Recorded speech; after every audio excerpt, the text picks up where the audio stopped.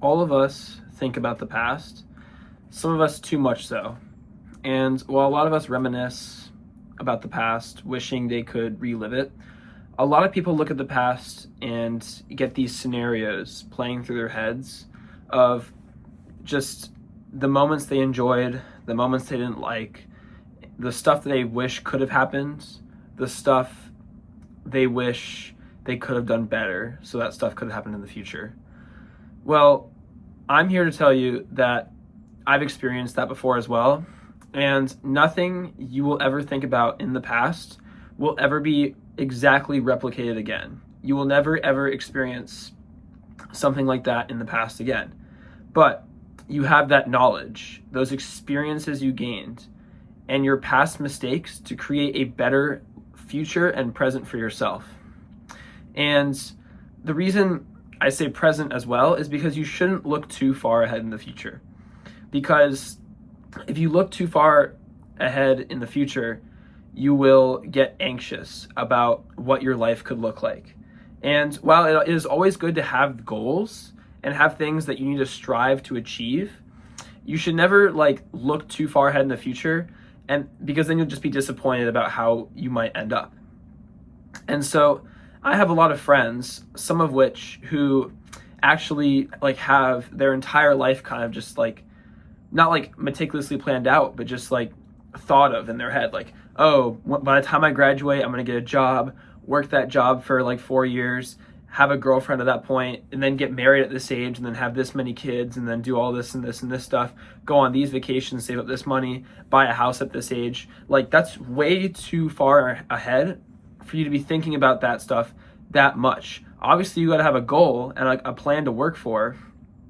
For example, my goal is to be able to run a half marathon competitively. I've ran half marathons before, just kind of on my own, but not officially. So in December, I'm going to be running a half marathon. That's kind of a goal I have. And you become a better person through your goals. I also have a goal to get leadership positions in the organizations I'm in college, so I could look better for my resume and just for myself to future employers. I also have goals of expanding my clothing brand that's going to launch soon, and my website. And so I have a lot of these goals, right? And obviously they're going to improve my future, and they're good things to focus on long term, but it's not but my goals aren't to have stuff that might not be achieved at a certain time. A lot of people have these crises in their life where they're oh my gosh, I'm this age, or I'm 40 and I haven't had kids yet, or I'm 35 and I haven't gotten married. A lot of people have that sort of crisis in their head. And I get if your main goal is you want to have kids and you want to do all this stuff, you can't just solely focus on that. You have to focus on other stuff to actually get you there. So you have to think about the first steps. You can't just think that far ahead. And a lot of people do that thinking they're being productive with how they're thinking, and it's not at all. And the past is worse, because if you're looking in the past too much, besides just using it as a reference for what you could do better next time, and you're just dwelling on the past, wish it could happen again, it's not you're never going to feel really satisfied or happy with your life.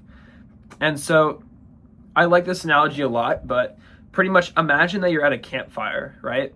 And we'll just say it's 8 p.m. at night, so the sun's kind of setting, and you have this entire night ahead of you. Just imagine that is your life. You sitting at the campfire is your life, and everybody that comes and sits around your campfire and leaves are people that come into your life and then eventually will leave. Everybody that will come to your campfire will eventually leave, because nobody's going to stay the night with you, because you're the only one in your life that you're going to be constantly with, if that makes sense. Some people might stay at your campfire for a very long period of time, more so than others, but not everybody is going to be at that campfire by the end of the night, and you have to realize that. And so I have a lot of people who I'm very close to, and they're around my campfire, and if they were to leave, that would suck, because it's just it sucks to be able to lose people in your life. But you have to accept the fact that life is life. You are going to have people in your life that will come into your life, and you will have people that are coming into your life that you will leave, that are going to leave your life. So you have to be grateful for just them being in your campfire in the first place. And so I like to think about this as like a circle, like you're all like kind of on these like little like logs and you're circling the campfire. If people are farther away from you at the campfire, they're not really in your like utmost inner circle. The people who are sitting right next to you at this campfire are the people who you care about the most. So when people who are sitting like across from you just, eventually will leave your campfire, that's just a part of life. This could be like, your school friend that you never really hang out with outside of school. This could be just like a coworker that you really like talking to at work. But as soon as like one of you guys like leaves that job, you guys are never going to speak to each other again. So somewhat sort of like that. People in your inner circle are kind of like your family, your extremely close friends, and maybe like your partner or something like that. And so when you have these people who are very close to you and who are at your campfire and then they leave, even though they were sitting right next to you, it's hard. And I understand it's really hard, but once they leave, they're never going to come back, because in this analogy, once someone leaves the campfire, they're just going to drive home and continue to like live their life. They're not going to come back out in the middle of the night and go sit at your campfire again. They're just not. And so I'm sorry about like anybody that you may have lost in your life, because I think we've all lost people. I'm not talking about just people like losing their life or passing away. It could be that, but it just could be other stuff too. Like people will like leave out of your life, you guys grow apart, stuff like that. And so you have to think about it like that. Like you have to reflect on it. Were you glad that they were at your campfire? And most of the time you should say yes, because even if it didn't end well, or your experience with them wasn't that good and it didn't end well, you should be glad that you had that experience regardless, because now you know next time who you're looking for. Regardless if you have a good experience or a bad experience with somebody, like if you have a friend or a partner and you guys, like it ends on good terms or it ends on bad terms with each other, you have to be grateful for that experience, because experiences are what make you a better individual.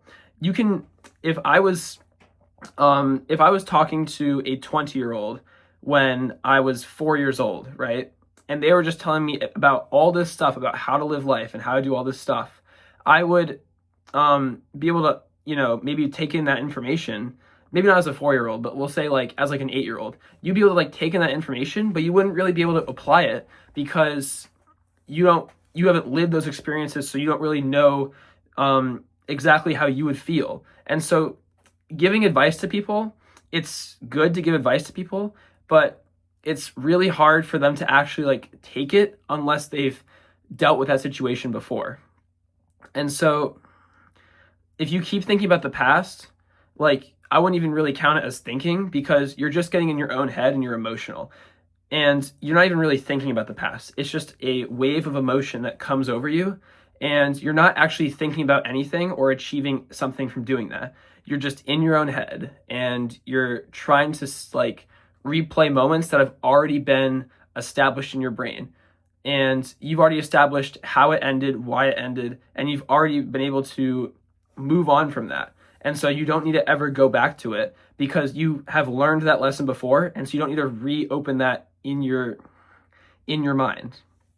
And this is the hardest thing for people to do, but if you're able to focus on the now and only use the past to help guide your present and use the future as a source of creating goals and nothing more. You should not have an extremely fleshed out planned future. I'm not saying you should just exist in the present, because when you exist in the present, you're not really working towards anything. If you're just living a routine and you're not really thinking about how I can improve my life, you're just going to be stuck, and that's not how people get successful.